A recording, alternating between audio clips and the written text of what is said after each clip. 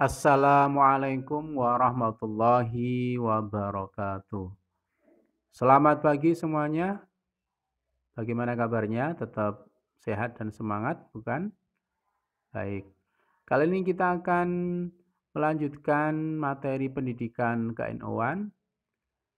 Namun sebelum kita melanjutkan materi hari ini, mari kita awali pertemuan ini dengan membaca doa terlebih dahulu. Mudah-mudahan diberikan kelancaran, kemudahan, dan keberkahan. Al-Fatihah. A'udzubillahi minasyaitonirrajim. Bismillahirrahmanirrahim. Alhamdulillahi rabbil alamin arrahmanir rahim maliki yaumiddin iyyaka na'budu wa iyyaka nasta'in ihdinas siratal mustaqim siratal ladzina an'amta 'alaihim ghairil maghdubi 'alaihim waladdallin. Amin. Bismillahirrahmanirrahim. Raditu billahi rabba wa bil islami dina wa bi Muhammadin nabiyya wa rasula. Rabbi zidni ilma warzuqni fahma. Amin ya rabbal alamin.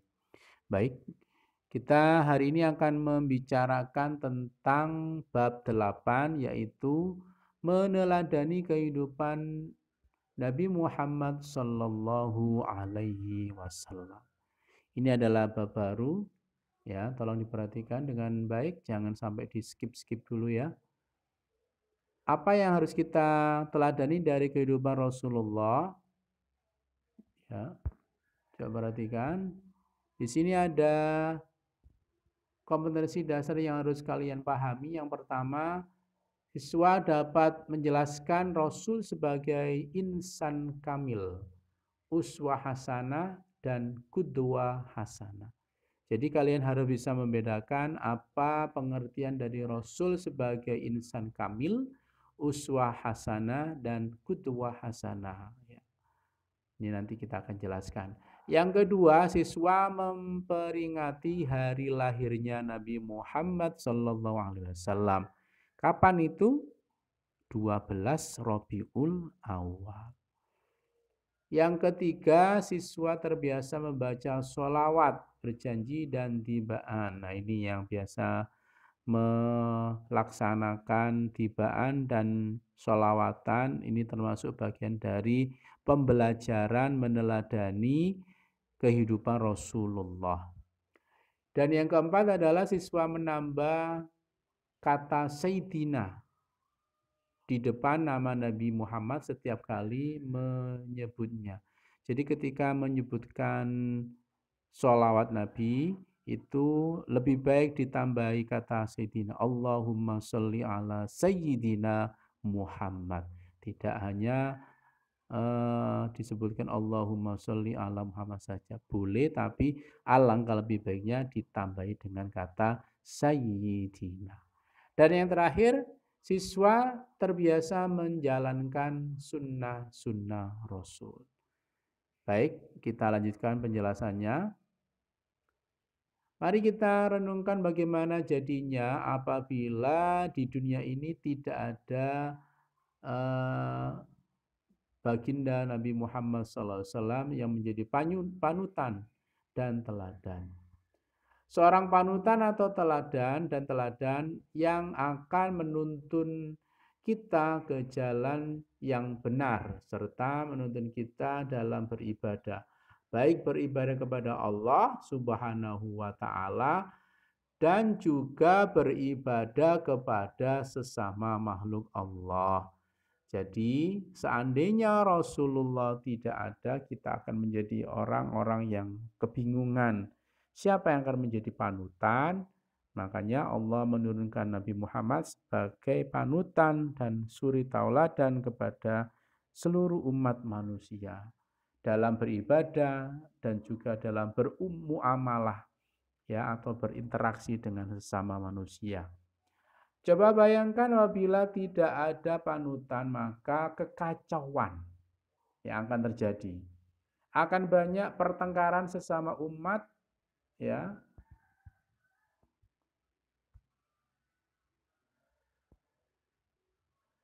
Pertengkaran sesama umat manusia Mereka akan saling memperebutkan kekuasaan dan mengganggu dirinya dan menganggap dirinya yang paling benar. Nah, ini bahaya ya. Jadi kalau seandainya Allah tidak menurunkan Nabi Muhammad ke dunia, kita akan menjadi kacau balau kehidupannya.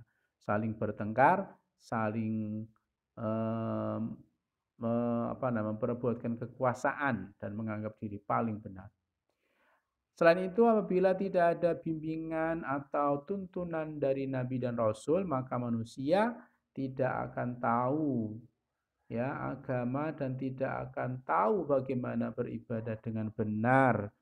Betul sekali ini ya. Jadi kalau tidak ada Rasulullah, kita tidak akan bisa sholat seperti apa, tidak akan bisa tahu bagaimana berakhlak yang baik, tidak akan tahu bagaimana bermuamalah yang baik.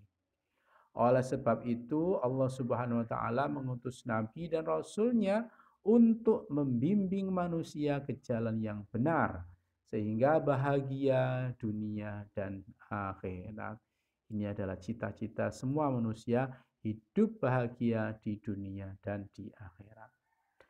Rasulullah sebagai insan kamil. Rasulullah adalah insan kamil yang artinya adalah manusia sempurna, ya. Beliau disebut demikian karena tidak ada cacat, baik cacat fisik maupun non fisik. Secara fisik Rasulullah itu sangat sempurna, ya, tampan, bagus, ganteng, terus tidak berbau keringatnya, bahkan harum sekali keringatnya. Ini berbeda dengan manusia biasa, ya, penuh dengan cacat. Dan juga non fisik.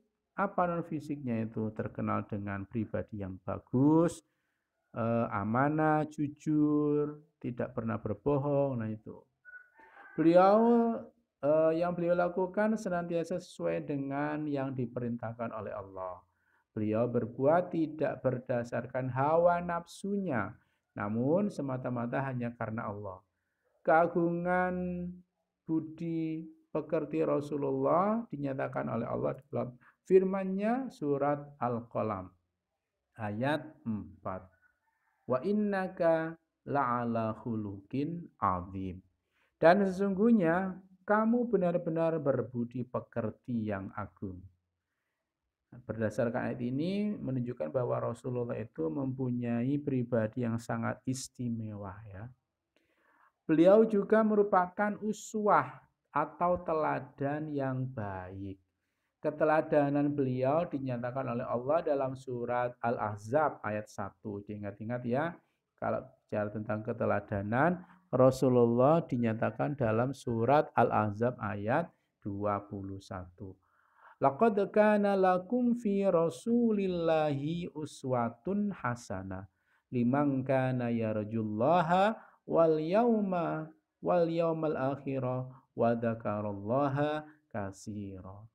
Sesungguhnya telah ada pada diri Rasulullah itu suri tauladan yang baik bagimu, yaitu bagi orang-orang yang mengharap rahmat Allah dan kedatangan hari kiamat dan dia banyak menyebut Allah.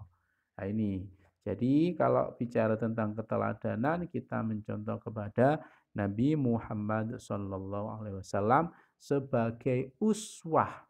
Uswah tadi apa? Teladan yang baik.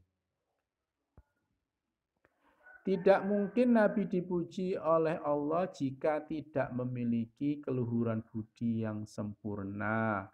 Nabi tidak pernah marah jika haknya dilanggar dan Nabi selalu marah jika hak Allah. Nah, ingat, Nabi marah jika hak Allah dan hak orang lain yang dilanggar. Ini kebalikan kita. Kita kalau haknya diusik, diganggu, kita marah-marah. Tapi kalau haknya Allah yang diusik, kita nyantai-nyantai saja. Ini bedanya kita dengan Rasulullah.